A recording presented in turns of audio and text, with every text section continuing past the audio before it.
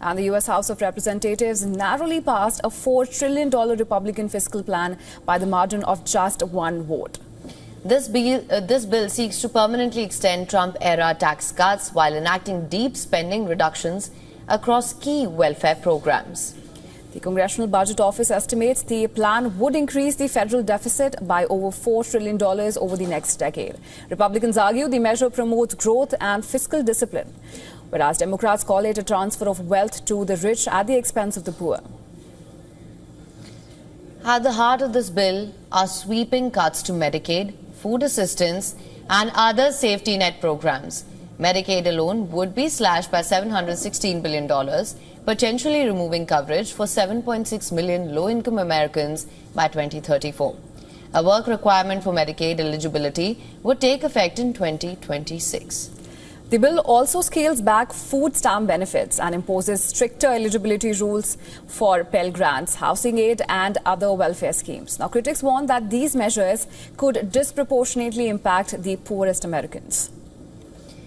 The legislation extends nearly all of the 2017 Trump tax cuts, including reduced individual rates and deductions. It also restores full expensing for business investments and key research and development tax breaks. According to Tax Policy Center, the top 10% of earners would see the largest gains, while the bottom 20% would face an average tax increase by 2034. Supporters say the tax policies will boost investment and job creation, but with no offsetting revenues, the plan adds substantially to long-term deficits as well.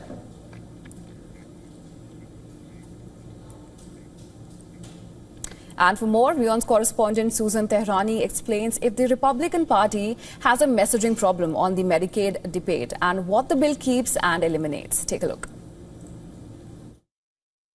With the midterms on everyone's mind, GOP strategist Karl Rove warns that Republicans should not let Democrats dominate the conversation when it comes to Medicaid and entitlement programs in general. He argues that the GOP should go on the offensive, especially as Democratic lawmakers and their favorability are at an all-time low, by reframing this debate with facts, not as gutting Medicaid, but as reforming it to reduce fraud, encourage work, and ensure long-term sustainability. Republicans may have a chance, with activists rallying around slogans like hands off Medicaid. Rove says that silence won't work in this case, and Republicans must counter loudly, again with facts, or risk losing ground heading into those midterms.